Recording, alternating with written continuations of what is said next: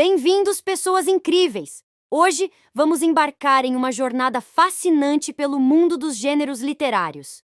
Você já parou para pensar por que alguns textos nos fazem rir, chorar ou refletir profundamente? Tudo isso tem a ver com a forma como eles são escritos e organizados. Nessa aula, vamos explorar gêneros textuais e literários. Entenda a diferença entre esses conceitos e como eles influenciam a nossa comunicação diária e artística. Verso e prosa. Descubra como os textos se dividem em versos e prosas e o impacto que isso tem na literatura. Gêneros clássicos. Vamos conhecer os três grandes gêneros literários definidos por Aristóteles: o lírico, o épico e o dramático, e ver exemplos incríveis de cada um. Gênero lírico. Mergulhe no mundo da poesia e dos sentimentos profundos com exemplos de Manuel Bandeira e do grupo Titãs. Preparem-se para uma aula cheia de descobertas, onde cada linha de texto tem um significado especial e cada poema pode nos levar a lugares inesperados. Não percam essa oportunidade de enriquecer seu conhecimento e se apaixonar ainda mais pela literatura. Vamos juntos explorar o universo das palavras. Lira e lírica. A palavra lírica origina-se de lira, instrumento musical muito utilizado pelos gregos a partir do século VII a.C. Chamava-se lírica a canção que se entoava ao som da lira. Havia, portanto, entre o som e a palavra uma junção que perdurou até o século XV, quando os poemas se distanciaram da música e passaram a ser lidos ou declamados. Ardo em desejo na tarde que arde. Oh, como é belo dentro de mim teu corpo de ouro no fim da tarde, teu corpo que arde dentro de mim, que ardo contigo no fim da tarde. Manuel Bandeira. Olhei até ficar cansado de ver meus olhos no espelho. Chorei por ter despedaçado as flores que estão no canteiro, os pulsos e os punhos cortados e o resto do meu corpo inteiro. Titãs. Atualmente também se fala de lirismo no cinema, na fotografia, na pintura, na melodia de uma canção. Quase sempre o sentido dado à palavra nesses casos está relacionado à emoção e à subjetividade. Veja, acima, um exemplo de lirismo na arte fotográfica. Aspectos constitutivos do poema. Leia em voz alta o poema abaixo, procurando ficar atento aos sons e ritmo do texto e responda às questões propostas. Modinha. Tuas palavras antigas deixei-as todas. Deixei-as junto com as minhas cantigas, desenhadas nas areias. Tantos sóis e tantas luas brilharam sobre essas linhas das cantigas que eram tuas das palavras, que eram minhas. O mar, de língua sonora, sabe o presente e o passado. Canta o que é meu, vai-se embora. O resto é pouco e apagado. Cecília Meirelles, obra poética. Rio de Janeiro, José Aguilar, 1972. 1. Há nesse poema algumas estrofes, isto é, grupos de versos separados por um espaço em branco. Cada uma delas é formada por um grupo de versos, ou seja, de linhas poéticas. A. Quantas estrofes há no poema? 3. B. Quantos versos há em cada estrofe? 4. 2. Ao ler o poema, provavelmente você fez uma pausa no final de cada linha ou verso. Essa pausa se acentua pela semelhança sonora que há no final dos versos, como ocorre em Antigas e Cantigas. Que outros pares de palavras apresentam o mesmo tipo de semelhança? Sonoras, embora. Passado, apagado, deixei-as, areias, luas, tuas, linhas, minhas. Os versos apresentam ritmo, que reforça a sonoridade, a musicalidade do texto. Releia em voz alta os versos a seguir, observando como as sílabas destacadas são pronunciadas com mais intensidade do que as outras, criando ritmo. Tuas palavras antigas deixei-as todas, deixei-as. Faça o mesmo em relação aos 2 primeiros versos da terceira estrofe. Releia-a em voz alta e identifique as 2 sílabas mais fortes de cada verso. O mar, de língua sonora, sabe o presente e o passado. Modinha é um termo que se aplica à canção popular, sentimental. A. Qual é o assunto do poema? Resposta: um possível relacionamento amoroso ocorrido no passado. B. Observe os verbos e os pronomes empregados no poema. Em que pessoa estão? A quem se referem, então, os sentimentos e as emoções expressos no poema? Resposta: estão na primeira pessoa, e, portanto, se refere a um eu lírico masculino ou feminino. C. Que funções de linguagem predominam nesse texto? As funções poética e emotiva. D. Com base nas respostas anteriores, justifique por que o poema pertence ao gênero lírico. Resposta: porque exprime os sentimentos e as emoções de um eu lírico em relação ao amor. Esse poema apresenta 12 versos. Verso é uma sucessão de sílabas ou fonemas formando uma unidade rítmica e melódica que corresponde normalmente a uma linha do poema. Os versos organizam-se em estrofes. No poema em estudo, os versos estão organizados em 3 estrofes. Estrofe ou estância é um agrupamento de versos. O número de versos agrupados em cada estrofe pode ser variado. Os versos do poema Modinha estão agrupados em 3 quartetos ou quadras, nome que se dá à estrofe de 4 versos. Veja como se chamam outros tipos de estrofe. Dístico, 2 versos. Terceto, 3 versos. Quintilha, 5 versos.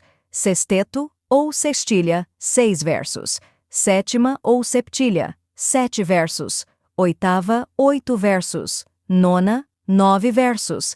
Décima, 10 versos. A melodia que caracteriza o verso é resultado de alguns recursos encontrados na poesia de todos os tempos. Os mais importantes são a métrica, o ritmo, a rima, a aliteração, a assonância, a paranomásia e o paralelismo. Métrica. A métrica é medida dos versos, isto é, o número de sílabas poéticas que apresentam. Para determinar a medida de um verso, dividimos o verso em sílabas poéticas, processo que recebe o nome de escansão. Por ter base na oralidade, fala ou canto, a divisão silábica poética obedece a princípios diferentes da divisão silábica gramatical. As vogais átonas são agrupadas numa única sílaba, e a contagem das sílabas deve ser feita até a última sílaba tônica.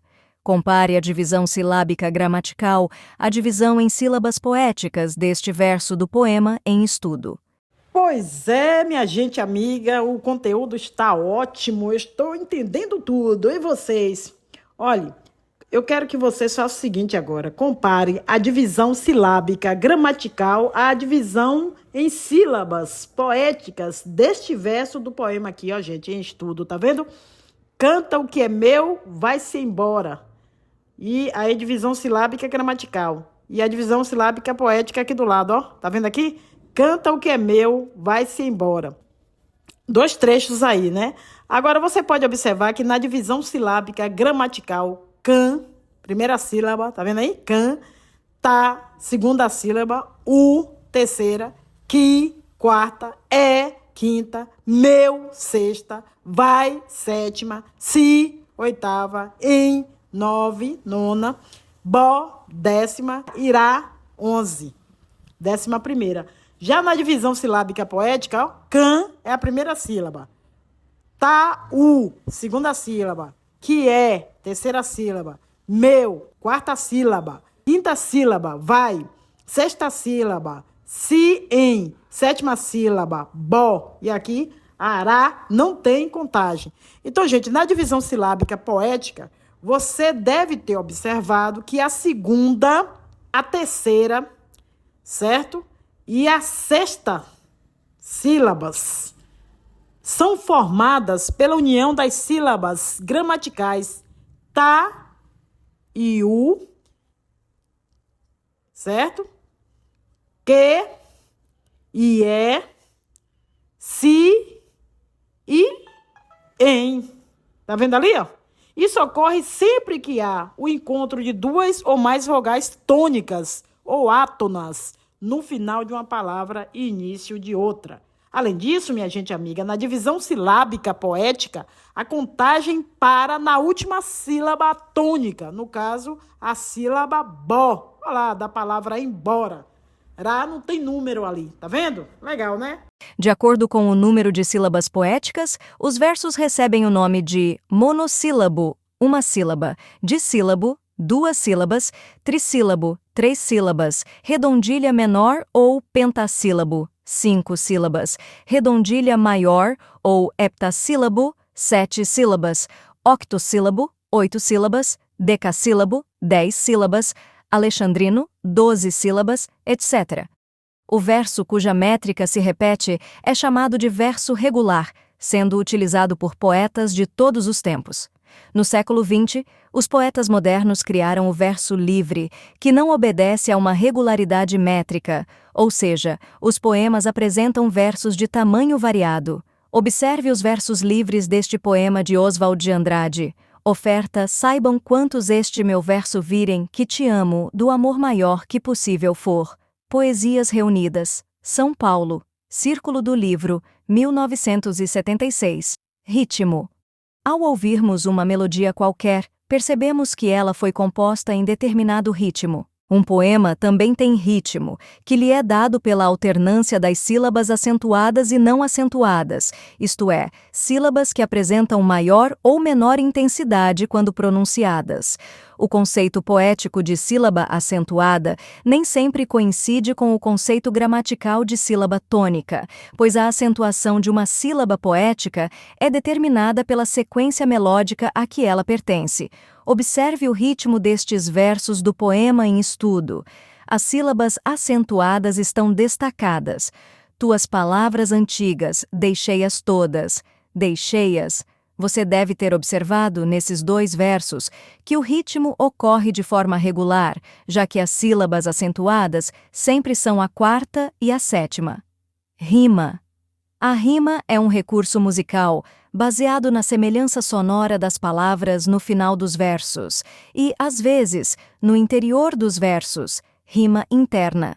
Quando incidem no final dos versos, as rimas, dependendo da estrutura sonora, podem classificar-se em interpoladas, alternadas e emparelhadas, segundo sua organização em esquemas A, B, B, A, B, A, B e A, B, B, respectivamente. Observe a incidência das rimas no final dos versos e sua organização em esquema nesta estrofe do poema em estudo. Tantos sóis e tantas luas, A, brilharam sobre essas linhas. B, das cantigas, que eram tuas. A, das palavras, que eram minhas. Os versos que não apresentam rimas entre si são chamados versos brancos. Veja um exemplo no poema de Rosianna Murray. Um barco. Um barco passa todas as tardes pela janela, atravessa os ares, as horas, as folhas das árvores e alado passa carregando meus sonhos. O mar e os sonhos. Belo Horizonte. Miguelim, aliteração. É a repetição constante de um mesmo fonema consonantal. Observe a aliteração do fonema B, neste verso de Augusto dos Anjos. Brancas bacantes bêbadas o beijam. Assonância. É a repetição constante de um mesmo fonema vocálico e de sílabas semelhantes, mas não idênticas. Observe a assonância do fonema vocálico A neste verso de Cruz e Souza. O, formas alvas, brancas, formas claras. Paronomásia. É a aproximação de palavras de um texto pela sua semelhança na forma ou no som. Veja, como um eco que vem na aragem a estrugir, rugir e mugir, o lamento das quedas d'água. Manuel Bandeira. Ah, pregadores, os de cá achar, vos eis com mais passo, os de lá com mais passos. Antônio Vieira. Paralelismo é a repetição de ideias e palavras que se correspondem quanto ao sentido.